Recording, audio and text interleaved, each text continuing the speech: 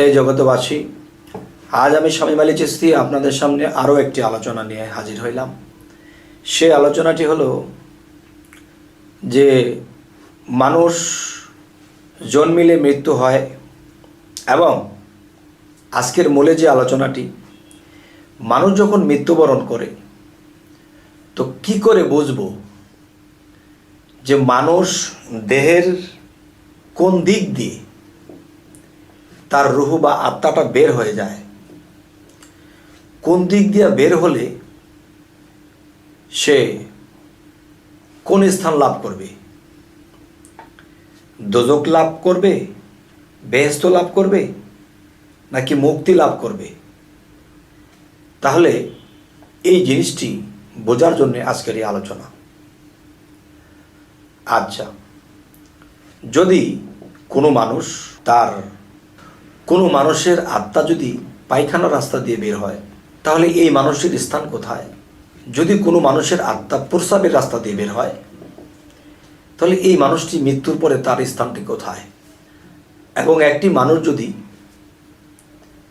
মৃত্যুবরণ করে তার আত্মা যদি মুখ দিয়ে বাইর হয়, তাহলে তার স্থানটি কোথায়? যদি কোনো মানুষের নাক দিয়ে আত্মাটি বের হয়, তাহলে তার স্থানটি কোথায়? এবং একটি মানুষের যদি চক্ষু দিয়ে প্রাণ পাখি বের হয়, তাহলে তার স্থানটি কোথায়? এবং একটি মানুষের দেখবেন একটা বাচ্চা, ছোট বাচ্চা, 3 মাসের 4 মাসের একটা বাচ্চাকে বসায় রাখলে দেখবেন মাথার তালুর মধ্যে টিক টিক টিক টিক করতেছে।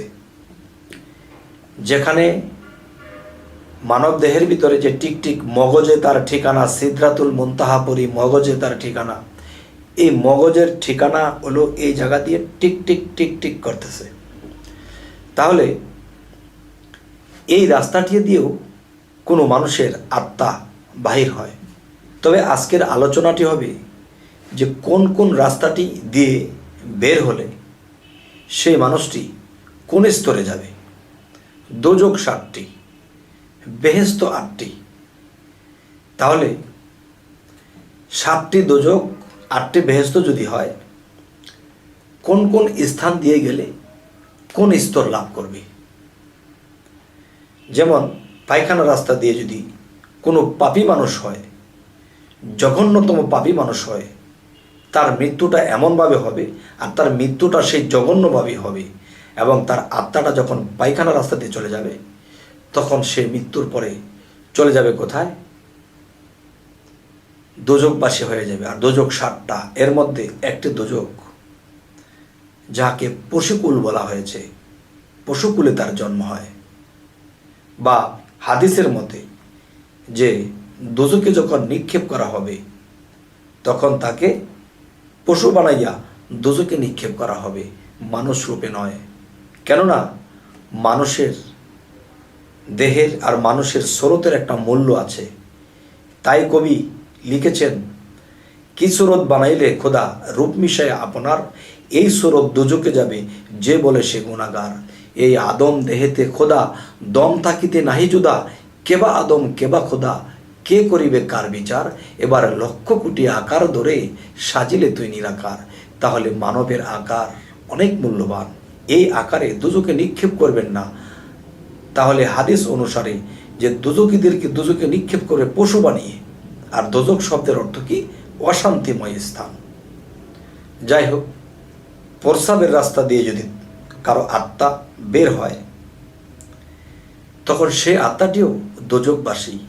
কারণ আমাদের নাভির নিচে 2টি রাস্তা, নর্দমার রাস্তা, ময়লা প্রবাহিত হওয়ার রাস্তা।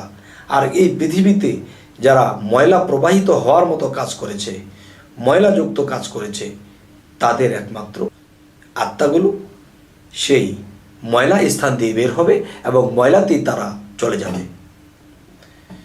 তবে হে জগতবাসী, আরও একটি বিষয় বোঝার হলো যে মানব স্রোতের এতই মূল্য যে এই স্রোতটিকে আল্লাহ এত মূল্যায়ন করেছে যে এই মানবের স্রোতটা কার? আমার রাসূলের ছিল, আমার মুহাম্মদের ছিল, বিভিন্ন নবীদের ছিল।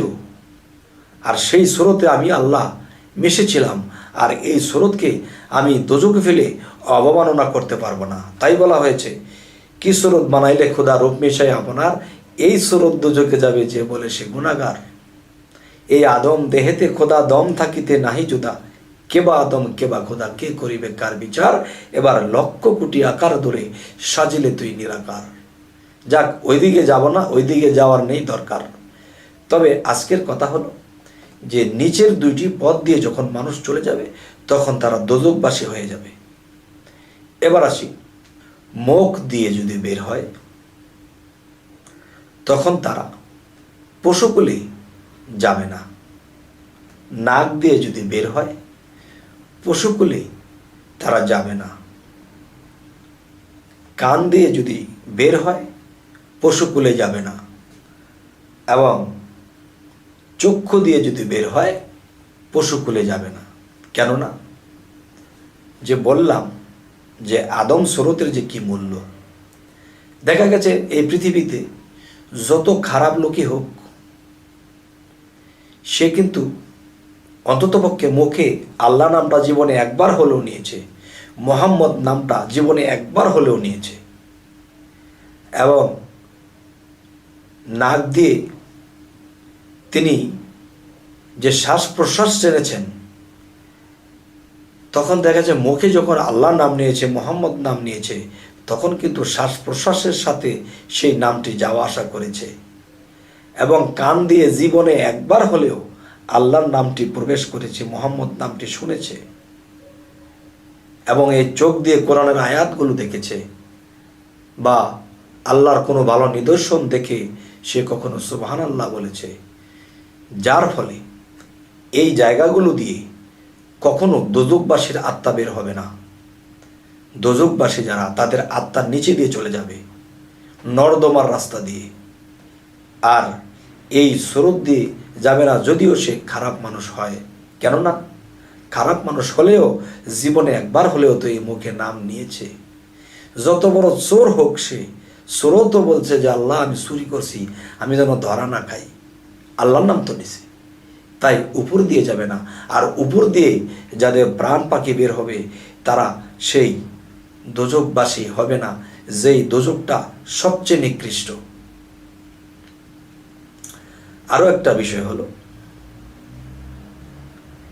যে 10 মিনিটের ভিডিও, এতে অতটা খণ্ড বিখণ্ড করে বলা যায় না।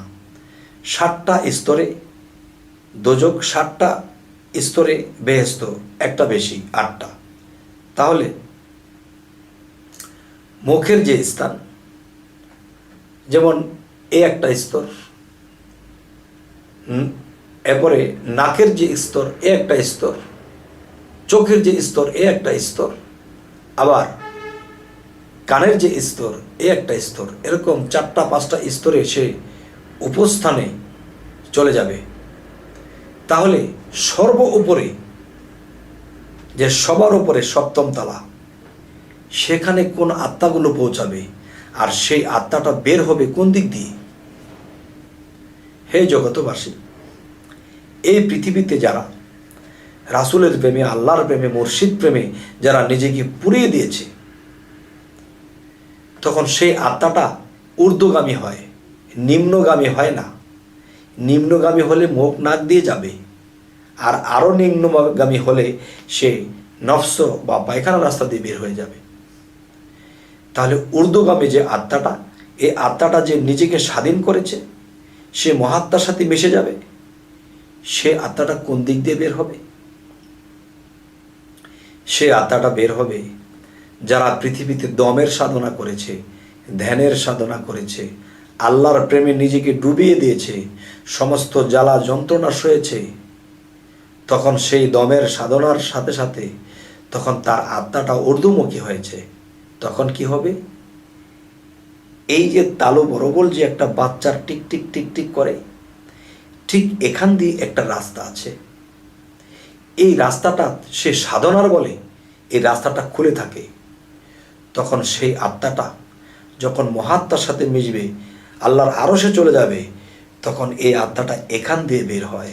আর সেই মানুষটি মৃত্যুর পরেও তাকে হাসি মুখ দেখা যায়, এবং দেখা যায় তার কোনো কষ্টই হয়নি মৃত্যুর মধ্যে। সুবহানাল্লাহ। তবে এই জন্য আমি বলবো যে আমরা নামাজ রোজা শরীয়তের মধ্যে যেটা আছে, শরীয়তের আইন মানতে হবে। কিন্তু একটা বিষয় হলো কি, যে সূরা কাহাফের মধ্যে মুর্শিদ ধরার কথা বলেছে, সূরা ফাতার মধ্যে মুর্শিদ ধরার কথা বলা হয়েছে, এবং বলা হয়েছে সূরা ইনসিরা এবং সূরা সাফফাতের মধ্যে বলা হয়েছে তোমরা যখনই অবসর পাও সাধনা করো।